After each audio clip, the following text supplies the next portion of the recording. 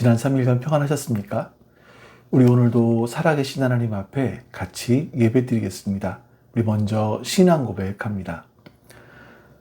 전능하사 천지를 만드신 하나님 아버지를 내가 믿사오며 그 외아들 우리 주 예수 그리스도를 믿사오니 이는 성령으로 잉태하사 동정녀 마리아에게 나시고 본디오 빌라도에게 고난을 받으사 십자가에 못 박혀 죽으시고 장사한 지 사흘 만에 죽은 자 가운데서 다시 살아나시며 하늘에 오르사 전능하신 하나님 우편에 앉아 계시다가 저리로서 산자와 죽은 자를 심판하러 오시리라.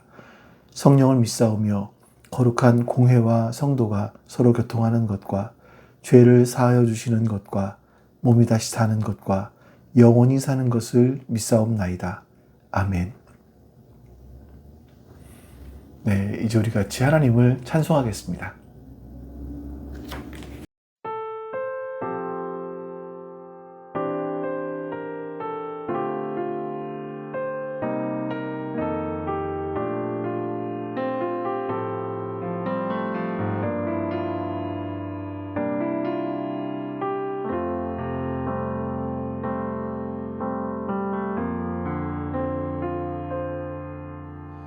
아버지 사랑 내가 노래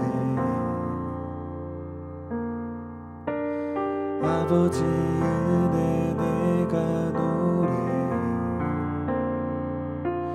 그 사랑 변함없으신 거짓 없으신 성실하신 그 사랑 사강 갈 때 꺾지 않으시는 꺼져가는 등불 끄지 않는 그 사랑 변함없으신 거짓 없으신 성실하신 그 사랑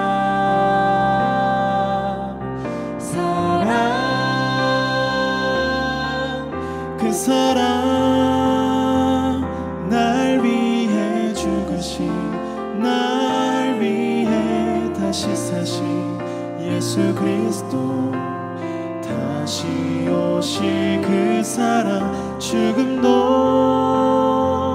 생명도 천사도 하늘의 어떤 권세도 끊을 수 없는 영원한 그 사랑 예수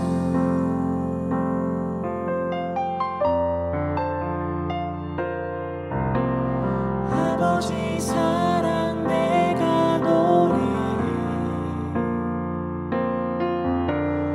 아버지 은혜 내가 노래 그 사랑 변함없으신 거짓 없으신 성실하신 그 사랑 사강 갈 때 꺾지 않으시는 꺼져가는 등불 끄지 않는 그 사랑 변함없으신 거짓 없으신 성실하신 그 사랑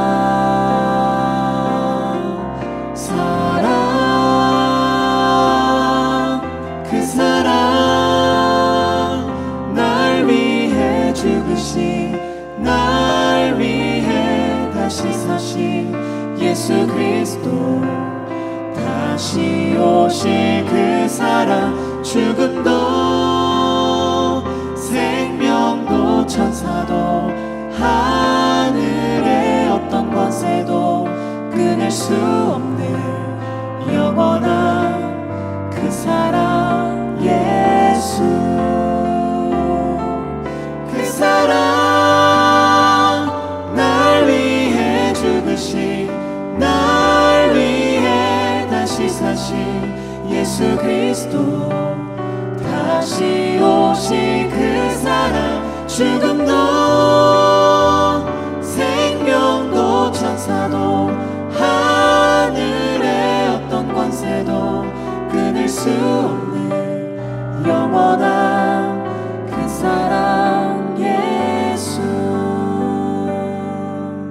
그 사랑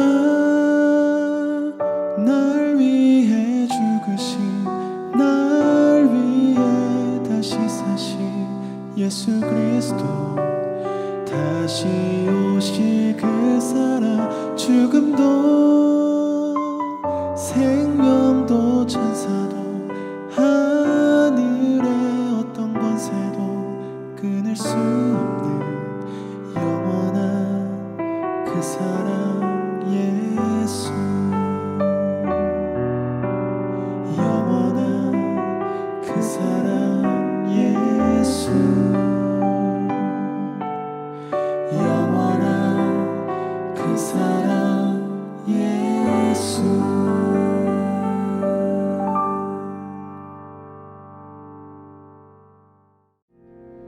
주의 사랑 항상 내 곁에 머무시네. 나 주님을 모른다 하여도 주의 사랑 또 나를 믿어주시네. 나 주님을 모른다 하여도 주의 사랑 항상 내 곁에 머무시네. 주님만이 피난처 되시네. 주의 사랑 또 나를 믿어주시네. 주님만이 내 소망 되시네. 고백합니다. 주를 사랑합니다. 온 마음 다하여 주를 사랑합니다. 엎드립니다. 주를 경배합니다. 신실한 그 사랑으로 나를 채워주소서. 주의 사랑 날 포기치 않네. 변함없으신 그 사랑 나도 주님을 놓지 않겠네. 부족한 입술로 주 찬양하리라. 고백합니다. 주를 사랑합니다.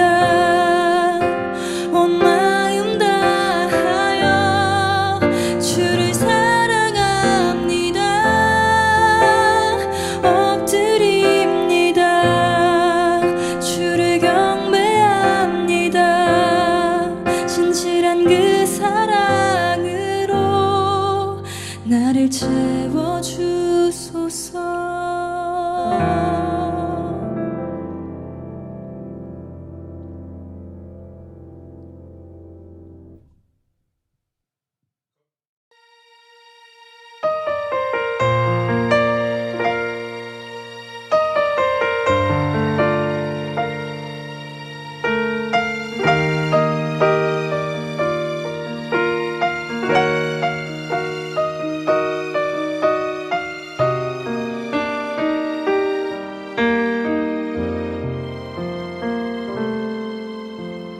주님 다시 오실 때까지 나는 이 길을 가리라.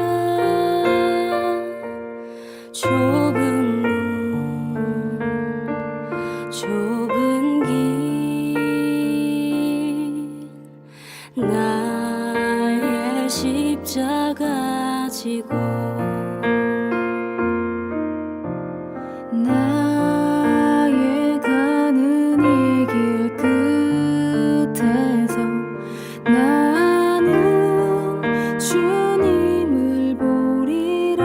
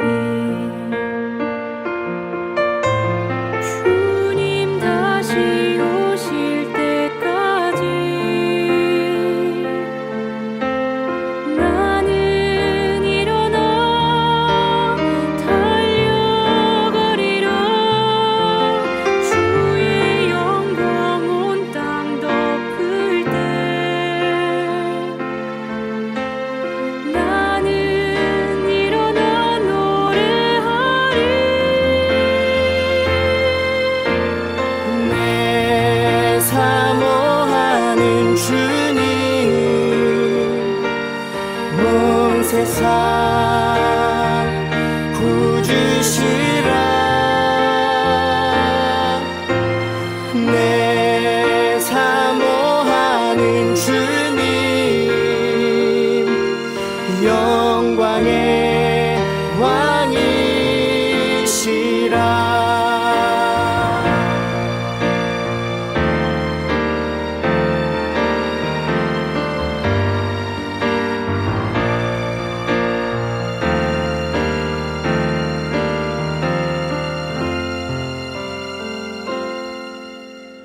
나의 가는 이 길 끝에서 나는 주님을 보리라.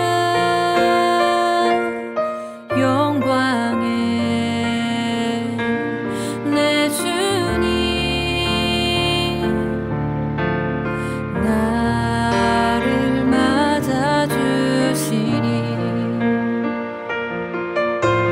주님 다시 오실 때까지 나는 일어나 달려가리라. 주의 영광 온 땅 덮을 때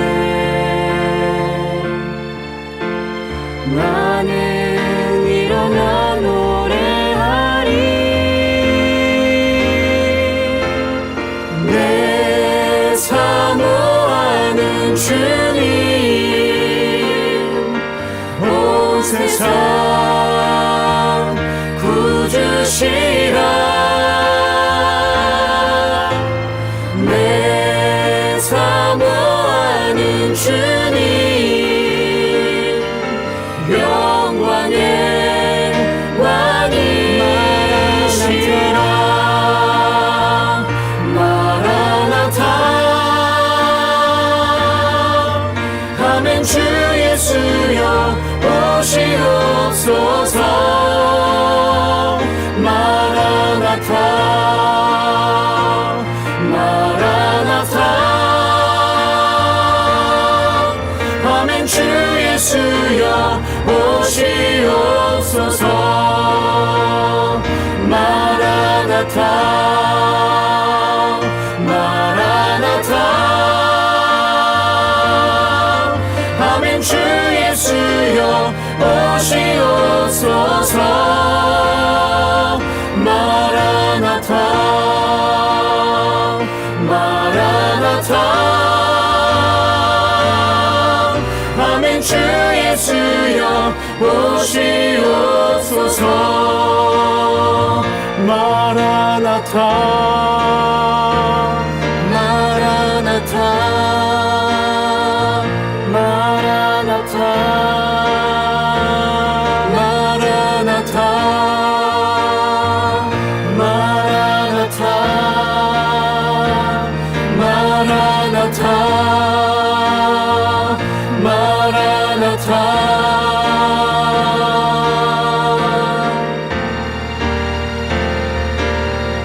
아멘. 주 예수여 오시옵소서.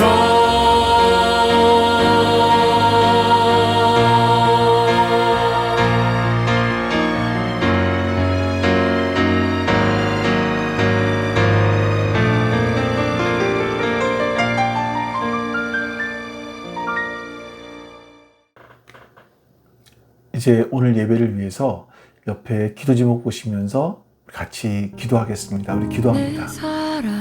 아버지 하나님 감사합니다. 하나님께서 오늘도 우리와 함께 해주시고 우리에게 은혜를 베풀어 주셔서 감사합니다. 아버지 하나님, 그 하나님의 은혜가 우리의 마음에 있게 해주시옵소서. 하나님 아버지의 은혜가 우리의 삶에 있게 해주시옵소서. 그거를 경험할 수 있도록, 그 은혜를 경험할 수 있도록 주님 도와주시옵소서. 하나님이 지금도 살아계시고 지금도 응답되시는 주님을 주님 우리가 알게 해주시옵소서. 주님 도우시고 함께 해주시옵소서. 주님 도우시고 은혜를 베풀어 주시옵소서. 그렇게 주님의 은혜를 따라갈 수 있도록 역사해 주시옵소서. 오늘 예배가 주 앞에서 복된 예배 되기를 원합니다. 주님 이 말씀을 듣는 사람들이 하나님 아버지의 영원하네. 우리가 하나님의 나라를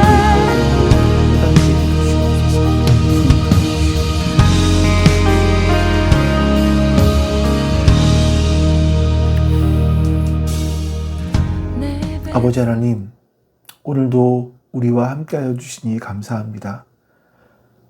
이 하나님의 은혜를, 우리와 함께 하시는 그 은혜를 우리가 잊지 않게 해주시옵소서. 매일매일 주님과 동행하는 그 경험이, 그 체험이 우리의 삶 가운데 있게 해주시옵소서. 그로 인해서 우리의 삶이 하나님이 함께 하신다는 확신으로 넘쳐날 수 있도록 주님 은혜를 베풀어 주시옵소서. 오늘 예배가 그 하나님께서 우리와 함께 하심을 경험하는 그런 귀한 시간이 될 수 있기를 소망합니다. 감사드리며 우리 주 예수 그리스도의 이름으로 기도하옵나이다. 아멘.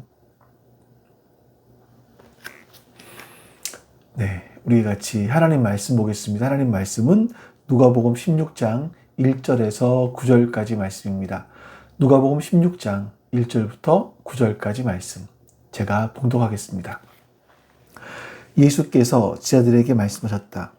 어떤 부자가 있었는데 그는 청지기 하나를 두었다. 그는 이 청지기가 자기 재산을 낭비한다고 하는 소문을 듣고서 그를 불러놓고 말하였다. 자네를 두고 말하는 것이 들리는데 어찌된 일인가? 자네가 맡아보던 청지기 일을 정리하게. 이제부터 자네는 그 일을 볼 수 없네. 그러자 그 청지기는 속으로 말하였다. 주인이 내게서 청지기 직분을 빼앗으려 하니 어떻게 하면 좋을까? 땅을 파자니 힘이 없고 빌어먹자니 낯이 부끄럽구나. 옳지, 내가 무엇을 해야 할지 알겠다. 내가 청지기의 자리에서 떨려날 때에 사람들이 나를 자기네 집으로 맞아들이도록 조치해 놓아야지. 그래서 그는 자기 주인에게 빚진 사람들을 하나씩 불러다가 첫째 사람에게 당신이 내 주인에게 진 빚이 얼마요? 하고 물었다. 그 사람이 기름 100이요 하고 대답하니 청지기는 그에게 자, 이것이 당신의 빚 문서요. 어서 앉아서 50말이라고 적으시오 하고 말하였다. 그리고 다른 사람에게 묻기를 당신의 빚은 얼마요? 하였다. 이 사람은 밀 100섬이요 하고 대답하니 청지기가 그에게 말하기를 자, 이것이 당신의 빚 문서요. 받아서 80섬이라고 적으시오 하였다. 주인은 그 불의한 청지기를 칭찬하였다. 그가 슬기롭게 대처하였기 때문이다. 이 세상의 자녀들, 자기네끼리 거래하는 데는 빛의 자녀들보다 더 슬기롭다. 그러므로 내가 너희에게 말한다. 불의한 재물로 친구를 사귀어라. 그래서 그 재물이 없어질 때에 그들이 너희를 영원한 처소로 맞아들이게 하여라. 아멘. 신앙생활을 막 시작하신 분들 또는 교회 학교 아이들에게 성경에서 가장 이해가 안 되는 부분이 어디입니까? 라고 질문을 하면 꼭 3등 안에 드는 질문이 하나 있습니다. 짐작하실 수도 있겠는데 하나님은 도대체 왜 선악을 알게 하는 나무의 열매를 만드셨습니까? 그 나무를 만드셨습니까? 하는 그런 질문이죠. 그리고 그 질문 뒤에는 좀 섭섭함? 하나님에 대한 원망? 이런 것들이 숨어 있는 것 같아요. 우리는 이렇게 생각을 합니다. 하나님이 전지전능하신 분인데 아담과 하와가 그 열매를 따먹으실 걸 몰랐을까요? 아셨으면서 굳이 그런 위험한 나무를 그 동산의 한복판에 또 눈에 제일 잘 띄는 곳에 심어두셨다는 것이 사실은 이해가 안 됩니다. 그거 안 만드셨으면 아담과 하와가 죄 지을 일도 없었을 것이고 그 낙원에서 쫓겨나는 일도 없었을 것이고 우리가 이렇게 고생하며 살 일도 없지 않았겠습니까? 혹시 하나님께서 우리 인간을 테스트하기 위해서 함정을 파놓으신 건 아닌가요? 이런 질문을 하기도 하죠. 자, 이런 질문 앞에서 우리가 신학적인 모범 답안은 있습니다. 그것은 인간은 로봇이 아니라 자유의지를 가진 존재로 창조되었기 때문에 하나님은 억지로 순종하는 것이 아니라 자발적으로 하나님을 사랑하는 마음으로 인격적으로 하나님을 대하기를 원하신다. 이런 설명인 겁니다. 근데 이게 머리로는 좀 이해가 됩니다만 사실 가슴 한편에는요, 굳이 그렇게까지 하실 이유가 있을까? 이런 찜찜함이 우리 안에 남아있기도 하죠. 제가 한 목사님의 좀 글을 인용해서 여러분들에게 말씀을 드리려고 해요. 그분의 예화를 드신 건데, 어떤 분이 당장 살 집이 없어서 길바닥에 나앉게 생겼습니다. 그러다가 보증금 낼 돈도 없고 당장 오늘 밤에 묵어야 될 여간비도 없는 거예요. 절망적인 상황이죠. 그런데 그때 같은 교회에 있던 한 분이, 한 부자 성도님이 찾아오셔서 이렇게 말을 하는 겁니다. 집사님, 제가 내일부터 3년 동안 해외 지사로 파견을 가게 되었습니다. 저기 교회에 제가 아끼는 전원주택이 하나 있는데요.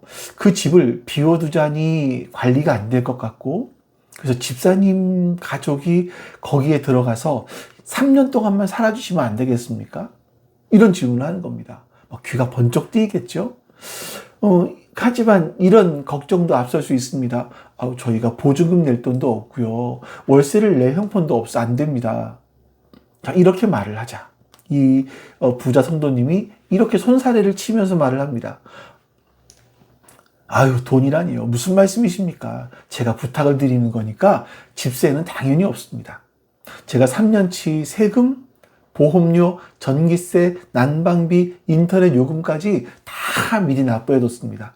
집에 있는 최고급 오디오도 있고요. 80인치짜리 TV도 있고 안마의자 있는데 그냥 쓰시면 됩니다. 그리고 이런 것도 있어요. 주방 냉장고에 일주일에 한 번씩 고기와 또 과일, 야채들 이런 걸로 가득 채워놓도록 했습니다. 그냥 꺼내서 드시기만 하면 됩니다.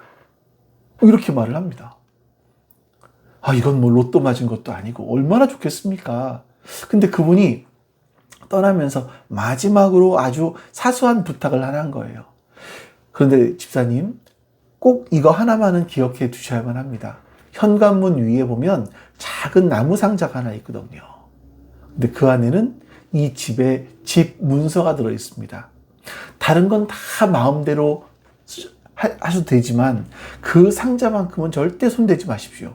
만약 그 상자에 손을 대면 집사님은 더 이상 그 집에 살 수가 없습니다.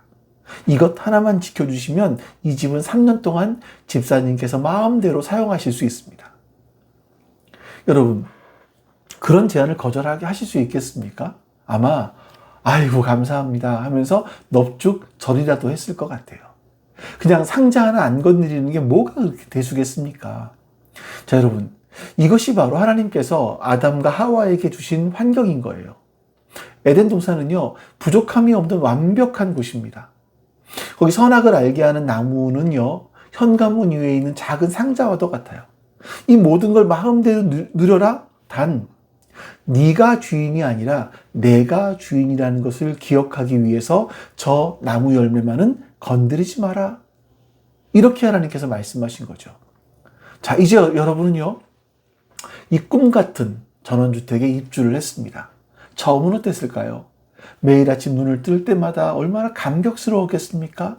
폭신한 침대에서 창밖을 바라보니까 아름다운 정원이 보이고요. 냉장고를 열면 매일매일 쏟아진 음식들, 아주 귀한 음식들이 너무나 많이 있어요. 이걸 보면서 나에게 이런 복이 오다니. 이 집주인 정말 대단한 분이야. 너무 감사해 하면서 매일 찬양을 불렀을 것 같아요. 자, 그런데 6개월쯤 지나자 이 사람 마음이라는 게 참 묘합니다. 처음에 감격했던 그 감격이 점점 사라지는 것 같아요. 점점 그 집이 원래 내 집인 것처럼 느껴지기 시작을 하는 겁니다. 친구들을 초대해서 파티라도 열고 내 이름으로 우편문도 날라오고 이걸 보면서 점점 집주인이 나인지 저 사람인지 저 성도님인지 슬슬 헷갈리기 시작을 하는 거예요. 딱 하나, 내 기분을 좀 거슬리는 게 하나가 있죠. 바로 현관문 위에 달려있는 낡은 나무 상자입니다.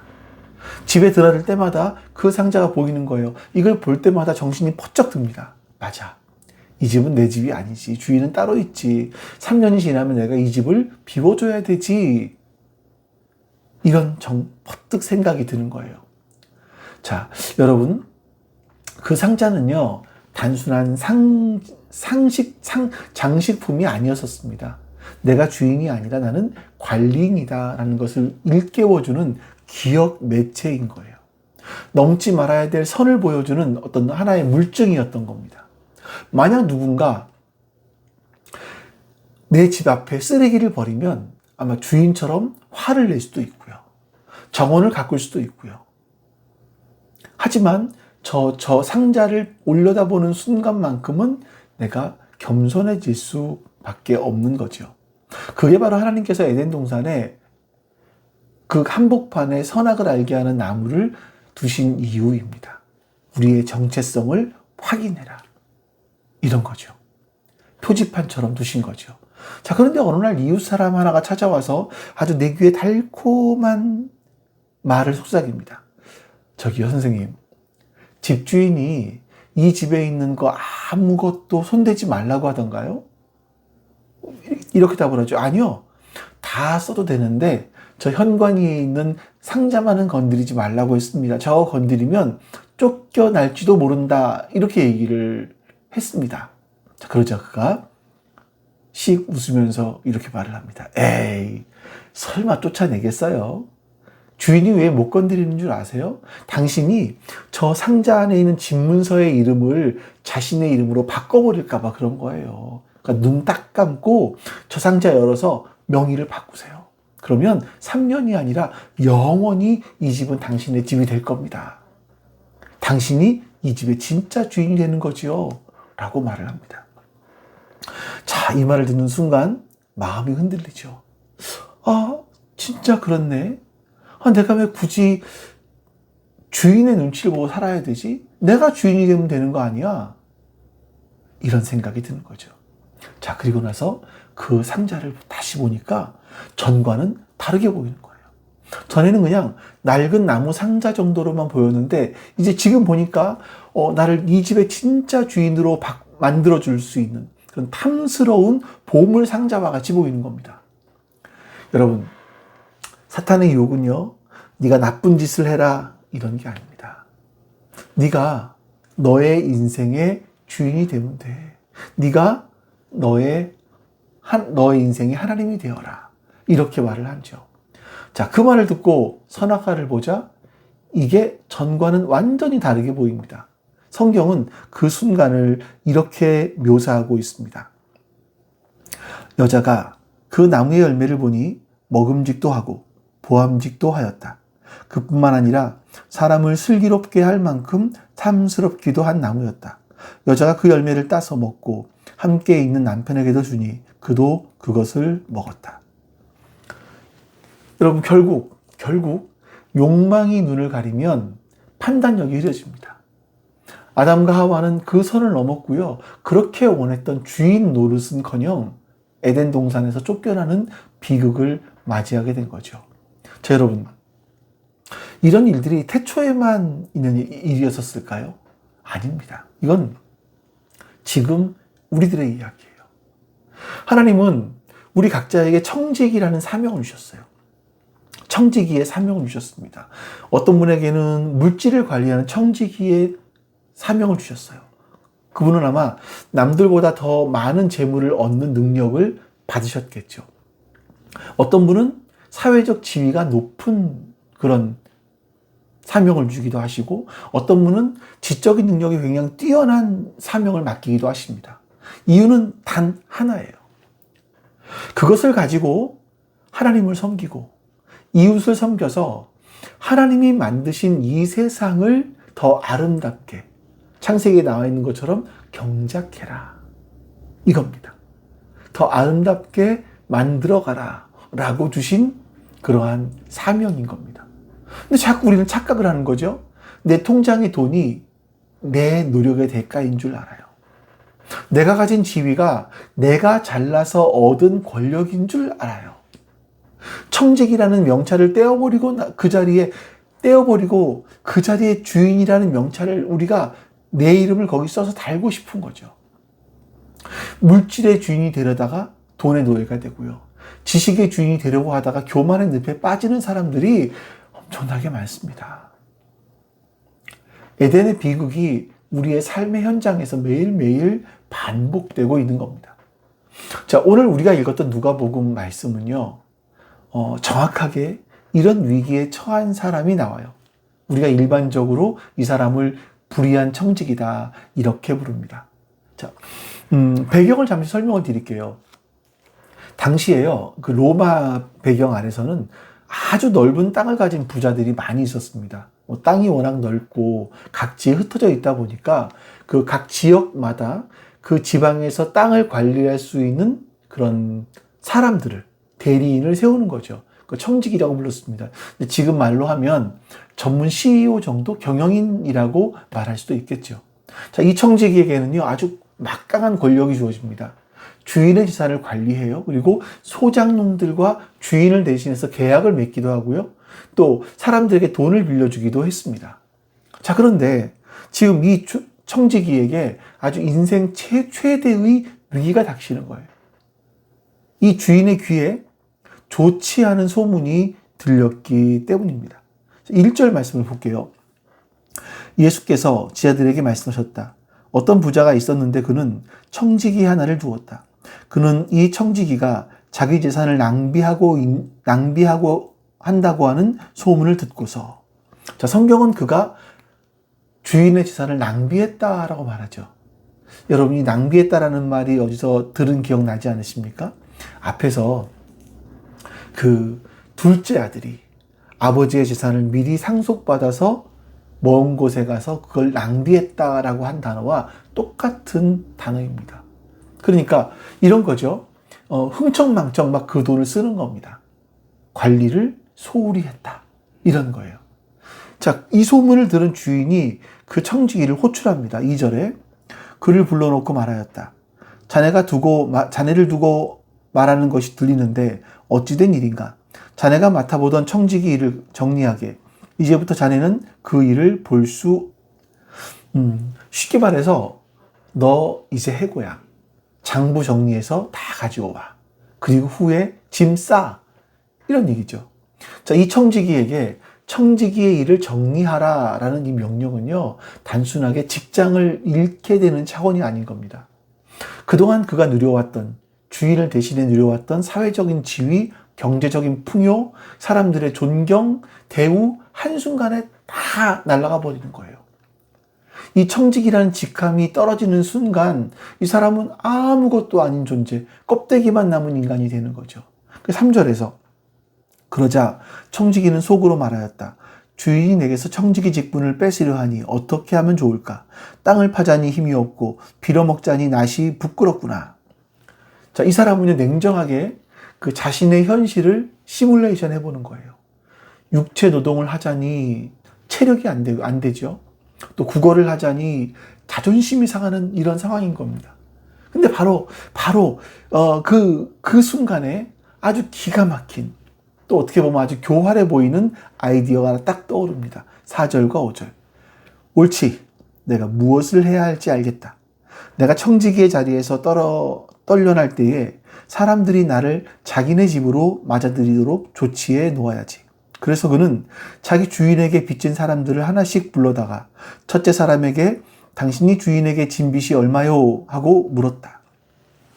자, 이 사람이 내가 무엇을 해야 될지 알겠다라고 하면서 자신의 일을 정리하기 위해서 남은 시간을 이용해서 대반전을 꾸밉니다. 그는요, 그 사람은, 청지기는 주인에게 빚진 사람들을 급하게 불러 모으기 시작을 해요. 자, 첫 번째 사람이 왔습니다. 당신은 우리 주인께 진 빚이 얼마요? 라고 물으니까 기름 100마리입니다. 라고 답을 해요. 자, 이 기름 100마리라는 것은요, 올리브 기름 150그루에서 나는 엄청난 양이라고 해요. 그러니까 돈으로 치면 보통 노동자가 3년 동안 한 푼도 안 쓰고 모아야만 얻을 수 있는 약 1000데나리온 정도의 거금입니다. 자, 이 말을 듣고 청지기가 이렇게 말합니다. 자, 여기 당신의 증서가 있어. 빨리 앉아서 50이라고 쓰시오. 자, 순식간에 빚의 절반을 깎아주는 거예요. 1.5년치의 연봉을 그냥 탕감해 준 거죠. 두 번째 사람을 부릅니다.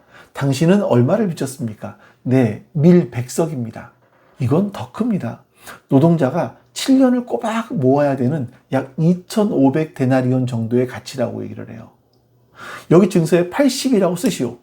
앉은 자리에서 약 20%, 노동자 1년 반치 정도의 연봉이 깎아준 겁니다. 자, 이 청지기가 정말 막장 아닙니까? 주인의 재산을 낭비했어요. 허랑방탕하게 막 썼어요.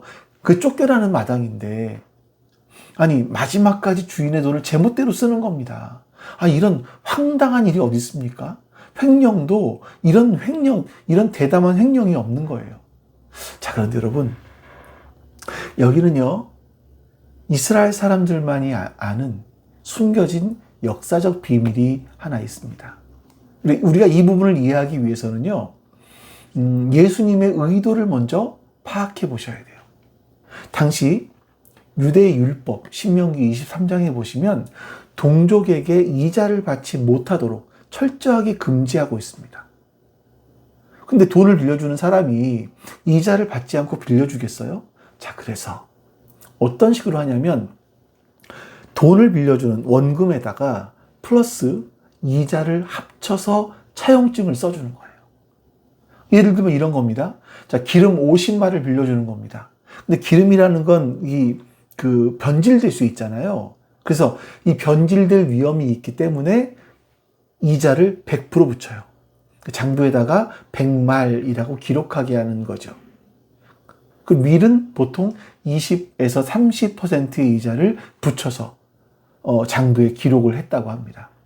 이게 학자들의 연구에 따르면 이 청지기가 탕감해준 기름 50, 밀 20, 이건 주인의 원금을 깎아먹은 것이 아니라 율법이 금하고 있는 어떤 부당한 이자의 부분일 가능성도 굉장히 크다. 이렇게 말을 하기도 하고. 또 하나는 이런 것도 있어요. 이건 이제 청지기들이 그 당시에는 보통 월급을 받지 않았기 때문에 그 자신의 몫이다. 이렇게 말을 하기도 합니다.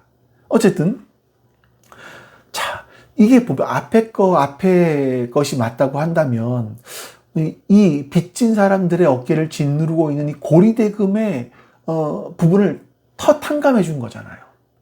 이게 주인의 입장에서 보면 참 기가 막힐 노릇인 겁니다. 화를 내면서 왜 깎아줬냐라고 따지면 그건 자신이 율법을 어기고 고리대금 놀이를 했다라고 하는 자백하는 꼴이 되지 않겠습니까? 그러니까 주인은 입을 다물 수밖에 없는 거죠. 그러면서 자신의 살 길을 마련한 아주 기가 막힌 한수, 이 한수였다라고 주인이 칭찬했던 바로 그런 부분인 겁니다. 자, 빚진 사람들에게 보면 정의를 실천해 준 거죠. 빚진 사람들이 문 밖에서 뭐라고 했겠습니까? 와, 저 청지기님은 대단하다. 우리 생명의 은인이야. 우리 가족을 살려줬어. 이런 말을 하지 않았겠습니까? 자, 그들의 마음속에 청지기는요, 평생 동안 잊지 못할 은인으로 각인되었을 겁니다. 여러분, 이 청지기가 계획을 세웠던 것은 정말 정확했습니다. 내가 쫓겨나서 갈 곳이 없을 때 내가 탕감해준 이 빚진 자들이 고마워서라도 나를 자기 집으로 맞아주겠지. 밥 한 끼라도 대접해주겠지. 자, 그가 깨달은 것은요, 돈이라는 것, 물질이라는 것, 재물이라는 것은 어차피 내 것이 아니고 이제 곧 사라지는 거야. 그렇다면 그 사라질 재물을 붙들고 우는 대신에 그 재물을 과감하게 베팅해서 영원히 남을 만한 친구를 사귀자. 관계를 만들자. 이렇게 한 겁니다. 이 청지기는 자신의 불확실한 미래를 위해서 현재 손에 쥔 재물을 과감하게 수단으로 사용해 버린 겁니다. 자, 얼마 지나지 않아서 이 사실을 주인이 알게 됩니다. 여러분이 주인이라면 어떻게 하시겠어요? 이게 사실은 당장 감옥에 넣어도 시원찮겠지만 이게 횡령, 배임까지 다 한 거잖아요. 근데 예수님께서는요, 이 비유의 말씀에서 충격적인 말씀을 하시죠. 주인이 이 청지기를 보면서 이렇게 말했다는 겁니다. 8절 말씀이에요. 주인은 그 불의한 청지기를 칭찬하였다. 그가 슬기롭게 대처하였기 때문이다. 이 세상의 자녀들이 자기네끼리 거래하는 데는 빛의 자녀들보다 더 슬기롭다. 여러분, 예수님은요, 이 사기꾼 같은 청지기를 칭찬하시는 겁니다. 왜? 우리가 회사 돈을 횡령해서 우리의 미래를 챙기라 이렇게 말씀하시는 겁니까? 그건 아니겠죠. 성경은 여전히 이 청지기를 가리켜서 불의한 청지기다라고 말씀하세요. 근데 예수님이 주목하신 건 뭐냐면 바로 그 사람의 태도인 겁니다. 그는 끝이 있다, 내게 끝이 있다라는 것을 알았습니다. 그리고 그 이후의 미래를 위해서 현재의 모든 권한을 쏟아부은 거예요. 그러니까 자신이 청지기직을 수행할 날이 기껏해야 며칠 남지 않았다라는 걸 알았을 때 그는요, 앞으로 다가올 30년, 40년의 인생을 위해서 과감하게 재물을 투자했던 겁니다. 주님은 탄식하듯이 말씀하시는 거예요. 이 세상의 자녀들이 자기네끼리 거래하는 데는 빛의 자녀들보다 더 슬기롭다. 여러분, 세상 사람들 한번 보십시오. 노후 준비한다고 젊을 때부터 얼마나 악착같이 돈을 모으고 투자를 합니까? 승진하기 위해서, 살아남기 위해서 얼마나 처절하게 머리를 씁니까? 그런데 정작 우리는 영원한 생명을 믿는 사람이거든요. 근데 빛의 아들들인데 우리는 어떠냐는 거예요. 영원을 산다라는 이 말을 하면서 마치 이 땅에서 천년 만년 살 것처럼 오늘만 보면서 살고 있지는 않느냐라고 주님이 지적하시는 겁니다. 그러면서 주님은 우리에게 아주 구체적이고 도전적인 결론을 말씀하세요. 9절입니다. 그러므로 내가 너희에게 말한다. 불의한 재물로 친구를 사귀어라. 그래서 그 재물이 없어질 때에 그들이 너희를 영원한 처소로 맞아들이게 하여라. 여기서 이제 불의한 재물이다라는 것이 마음에 걸리기는 하지만 이 말은 돈이 나쁘다는 뜻이 아니라 재물 자체가 악하다면 우리는 밥도 먹지 말고 옷도 사 입으면 안 됩니다. 그래서 불의한 재물이라는 게 뭐냐면요, 하늘의 보화와 반대되는 개념을 말하고 있는 거예요. 그러니까 이 땅에 속한 유한한 것, 결국은 사라지고 말 것들, 자, 이런 의미를 말하는 거죠. 자, 우리가 가진 돈, 건강, 시간, 재능, 사회적 지위, 사실 이 모든 것이 불의한 재물, 즉 잠시 우리에게 맡겨진 것들입니다. 예수님 말씀하시는 게 그 사라질 것들을 가지고 영원히 남을 친구를 사귀어라, 이렇게 말씀하시는 겁니다. 자, 아까 집 빌려 쓴 이야기에 좀 적용을 해볼까요? 자, 우리는 지금 하나님이 빌려주신 거액의 거대한 저택 그 안에 살고 있습니다. 냉장고에는 주인이 채워주시는 그런 음식이 가득합니다. 언젠가 우리는 이 집을 비워주고 나가야 되겠죠? 그때 우리는요, 빈손인 거예요. 냉장고에 음식도 거실에 TV도 그 좋은 오디오도 못 가지고 나갑니다. 그러면 지혜로운 청지기는 어떻게 하겠습니까?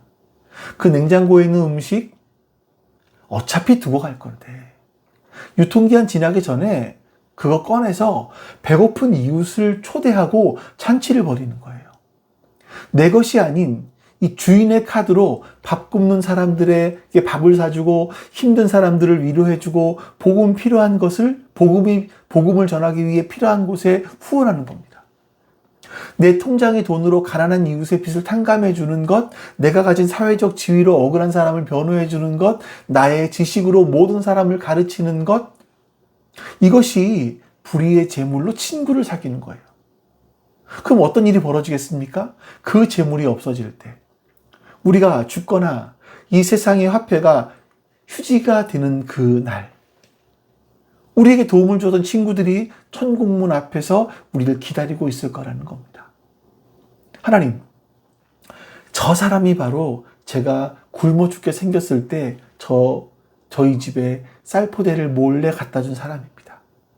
주님, 제가 인생의 바닥에서 울고 있을 때 저분이 찾아와서 저를 위로해주고 예수님을 전해주었던 사람입니다. 자, 우리가 베푼 사랑으로 구원받은 영혼들이, 우리가 도와준 작은 자들이 천국에서 우리를 가장 먼저 마중 나와서 어서 오세요, 영원한 집으로, 이렇게 환영해 준다는 거죠. 상상만 해도 가슴 벅차지 않으십니까? 이것이 바로 주인이신 하나님이 원하시는 지혜로운 낭비인 거예요. 여러분, 오늘 우리가 겉보기엔 달라 보이는 두 가지 이야기를 나눴죠. 하나는 에덴 동산에서 선악을 알게 하는 나무의 이야기였고, 또 하나는 해고 위기에서 기지를 발휘했던 불의한 청지기에 대한 이야기였습니다. 하지만 여러분, 이 두 이야기는요, 결국 하나의 강력한 결론으로 향해 달려갑니다. 주인 행세하지 마라 이겁니다. 너는 청지기다 이겁니다. 그러니 그 사라질 것들로 영혼을 준비해라. 이렇게 말씀하시는 거죠. 자, 우리가 이 험한 세상을 살면서 돈의 노예가 되지 않고요. 마지막 순간에 웃을 수 있는 비결이 뭐겠습니까? 첫 번째, 우리의 삶 한복판에 선악을 알게 하는 나무를 심는 겁니다. 아까 나누었던 빌려 쓰는 집 예화를 기억하시겠죠? 현관문 위에 달려있는 그 작은 나무 상자, 그 기억 매체가 지금 우리에게 절실합니다. 여러분의 지갑, 통장 옆에 선악을 알게 하는 나무를 심으시는 거예요. 카드를 긁을 때마다 기억하십시오. 이 돈은 내 돈이 아니야. 하나님이 맡겨주신 공금이야. 여러분의 일터 가정에서 이 나무를 또 심는 겁니다. 내가 누리는 지위, 내 가족, 내 소유물이 아니라 하나님께서 맡겨주신 너무나 존귀한 손님이야. 이걸 인정하는 겁니다. 내가 주인의 자리에서 내려와서 청지기의 자리로 돌아갈 때 비로소 우리의 삶에 이 얽혀있는 실타래가 풀려나가기 시작을 할 겁니다. 두 번째, 예수님이 주신 그 재물로 부지런히 친구를 사귀는 겁니다. 이건 단순하게 사람들과 친하게 지내라 이런 뜻이 아니고요. 예수님께서 말씀하신 불의한 재물, 이것으로 친구를 사귀라 이 명령은요, 내게 맡겨진 재물을 가난하고 소외된 이웃, 복음이 필요한 분들에게 흘려보내라, 구체적으로 사랑을 실천해라 라는 그런 의미인 겁니다. 재물을 움켜쥐면 나를 지배하는 무서운 주인이 됩니다.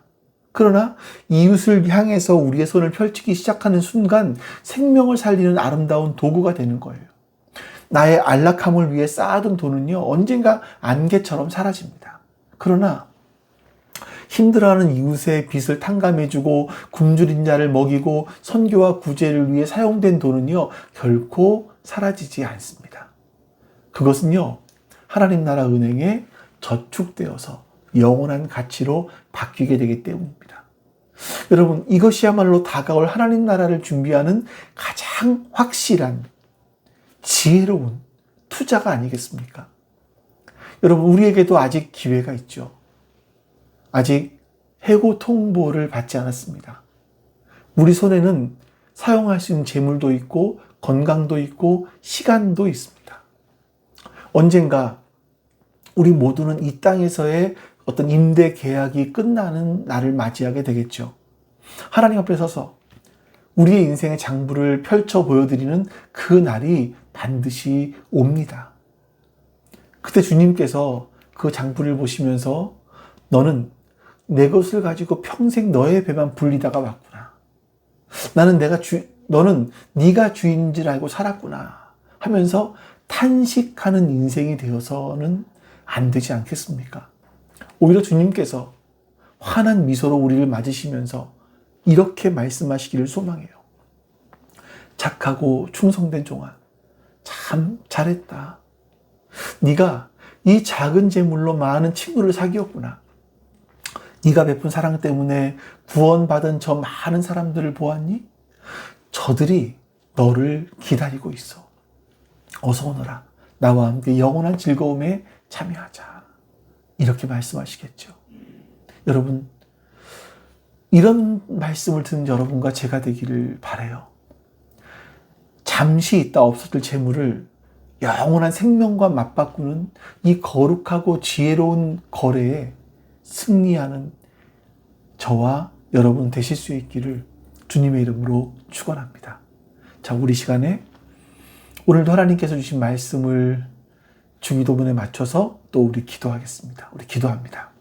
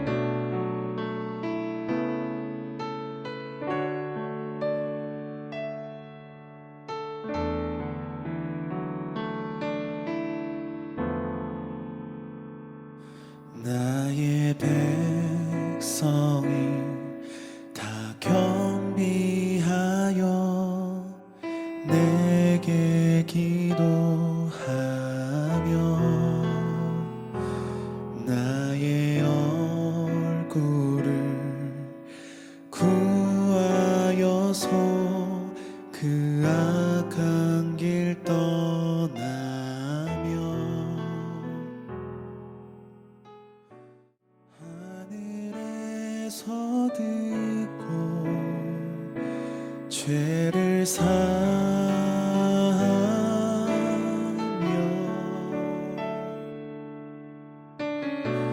그들의 땅을 고치리라.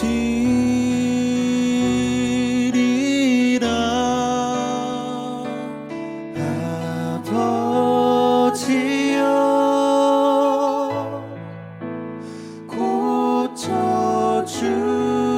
고쳐주소서. 이 나라 주의 것 되게 하소서.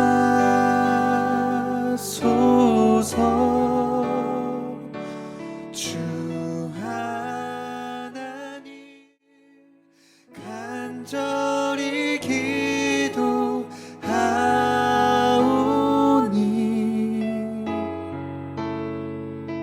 상한 이 땅 새롭게 하소서.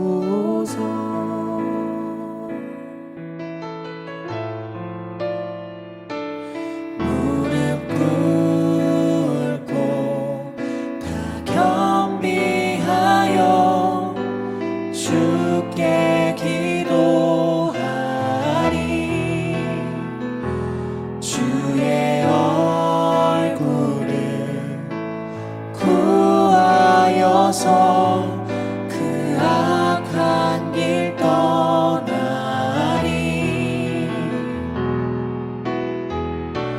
주님의 자비로 죄를 사하며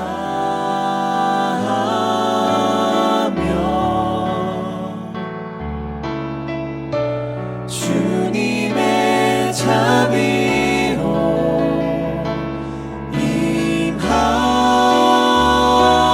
임하소서. 아버지여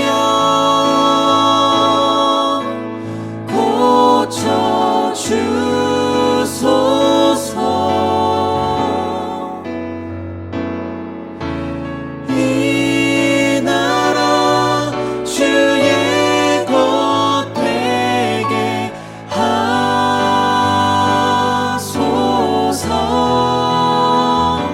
주 하나님 간절히 기도하오니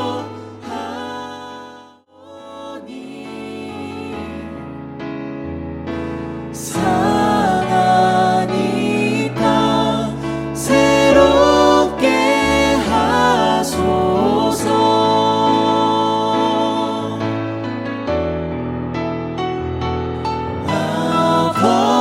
아버지여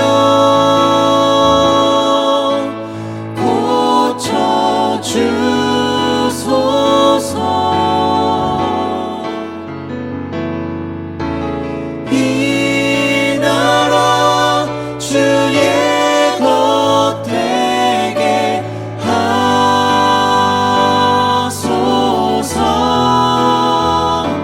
주 하나님 간절히 기도하오니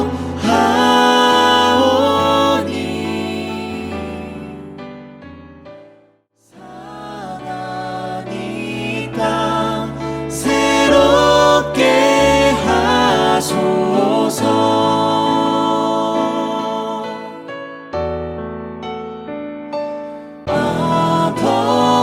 아버지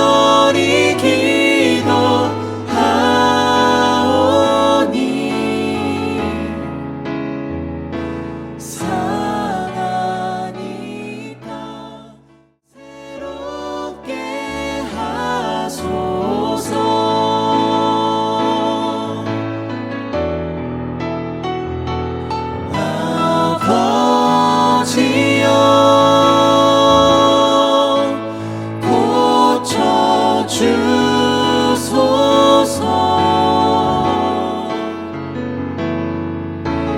이 나라 주의 것 되게 하소서. 주 하나님 간절히 기도하오니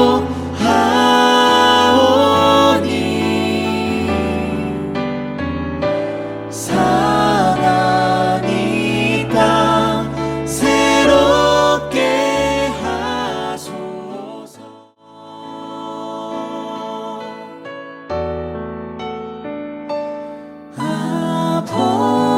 아버지여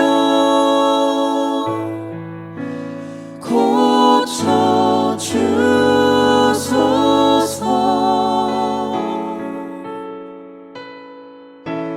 이 나라 주의 것 되게 하소서.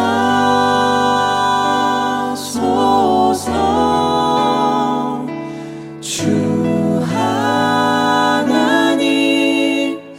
간절히 기도하오니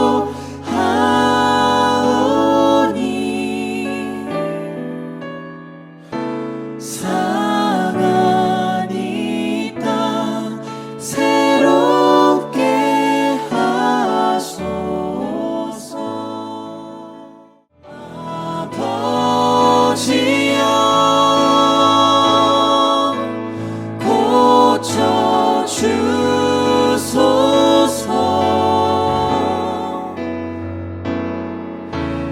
이 나라 주의 것 되게 하소서.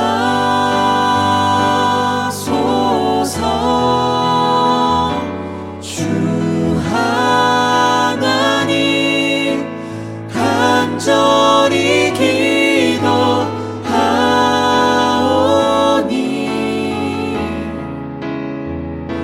상한 이 땅 새롭게 하소서.